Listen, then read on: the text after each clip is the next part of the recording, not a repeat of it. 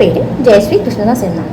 ഞാനിന്ന് ഒരു മീൻ കറിയായിട്ടാണ് വന്നിരിക്കുന്നത്. എന്ത് മീൻ കറിയാണെന്നറിയോ? നമ്മുടെ നാട്ടിൽ സുലഭമായി കിട്ടുന്ന ഒരു മീനാണ് മത്തി. അപ്പോൾ ഞാനിന്ന് ഒരു മത്തി കൊണ്ടുള്ള കറി കൊണ്ടാണ് വന്നിരിക്കുന്നത്. ഈ മത്തി എന്ന് പറയുന്നത് മത്തി മൊളീഷനാണ്, അതായത് മത്തി മുളകിട്ട് വെച്ച കൂട്ടാണ്. മത്തി മുളകിട്ട് വയ്ക്കുന്നതിനൊക്കെ നമ്മുടെ നാട്ടിൽ മത്തി മൊളീഷൻ എന്നാണ് പറയുന്നത്. ഇതിന് തേങ്ങ വേണ്ട, അധികം മസാലാസ് വേണ്ട, വളരെ സിമ്പിളായിട്ട് ടേസ്റ്റി ആയിട്ട് ഉണ്ടാക്കാൻ പറ്റുന്ന ഒരു കറിയാണിത്.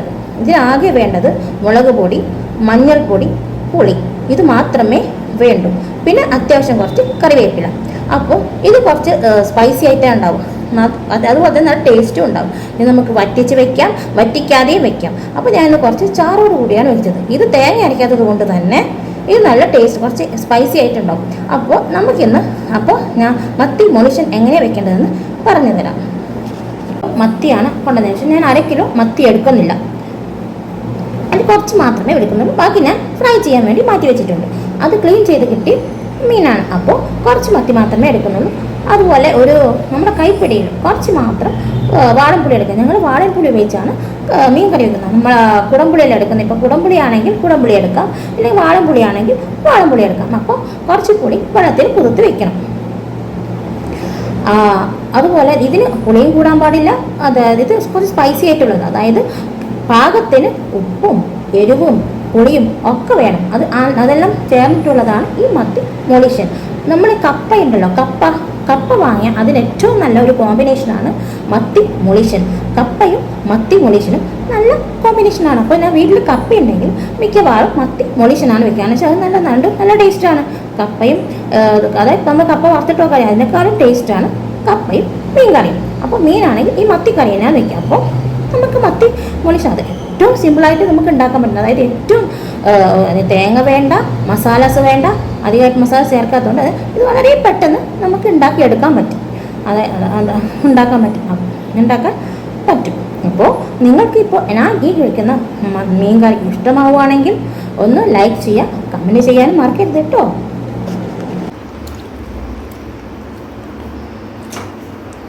ഇത്ര മത്തി എടുക്കുന്നുള്ളൂ. എന്നിട്ട് വാളൻപുളി കുറച്ച് നെല്ലിക്കപ്പത്തെ വാളൻപുളി ഇട്ടുക.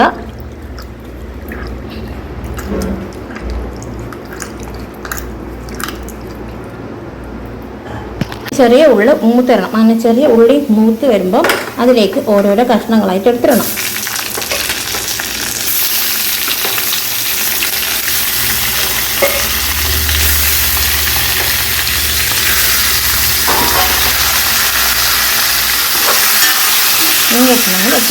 എന്നിട്ട് കൊയിലേക്ക് കുറച്ച് പുളി വെള്ളം ഒഴിക്കണം. ആ പുളി കുഴച്ചിട്ടില്ല, ആ പുളി വെള്ളം കുറച്ച് ഒഴിക്കണം.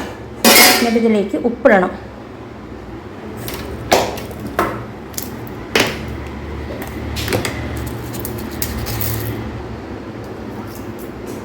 ഉപ്പ് കുറവായിട്ടുണ്ടെങ്കിൽ പിന്നെ ഇടാം, ഉപ്പിടാം.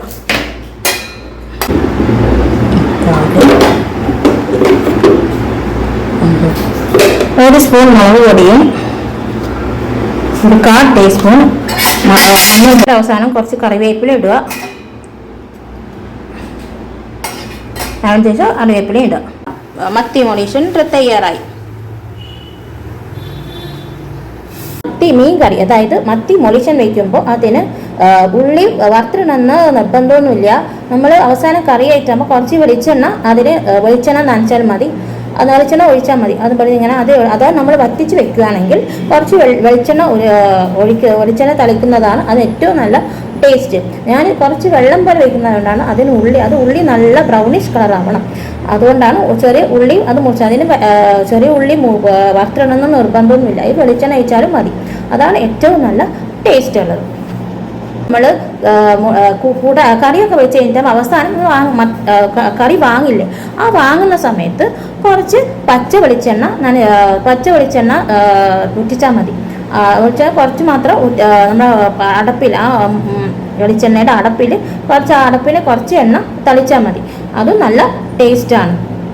മത്തി മൊളീഷനിൽ ചാളയെക്കാളും നെയ്മത്തിയാണ് മൊളീഷൻ വെച്ചാൽ ടേസ്റ്റ് ഉണ്ടാവുക. നെയ്മത്തിയും അതുപോലെ തന്നെ ചെറിയ മത്തിയില്ലേ, ചെറുതായി കിട്ടുന്ന മത്തി, ആ ചെറിയ മത്തി വറ്റിച്ച് വെക്കണം. വറ്റിച്ച് വെച്ചാലാണ് ചെറിയ മത്തിയേക്കുള്ള മൊളീഷൻ ടേസ്റ്റ് ഉണ്ടാവുക.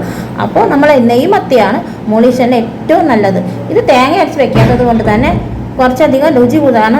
തേങ്ങേൻ്റെ രുചി ഉണ്ടാവില്ല ഇതിന്. ശരിക്കും നമ്മൾ മീൻ മുളകില്ല അതിൻ്റെ ഒക്കെ രുചി ഉണ്ടാവും. അപ്പോൾ ശരിക്കും നല്ല ടേസ്റ്റ് ഉണ്ടാവും.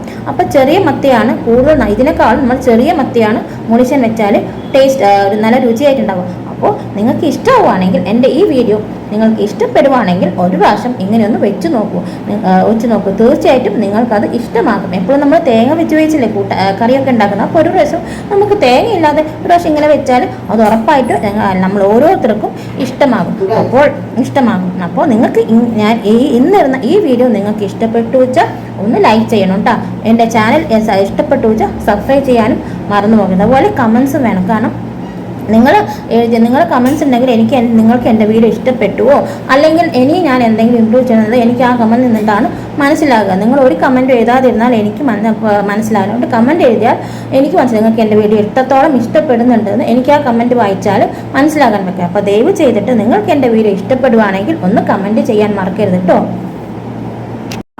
മത്തി മൊളീഷൻ തയ്യാറായി. നമ്മൾ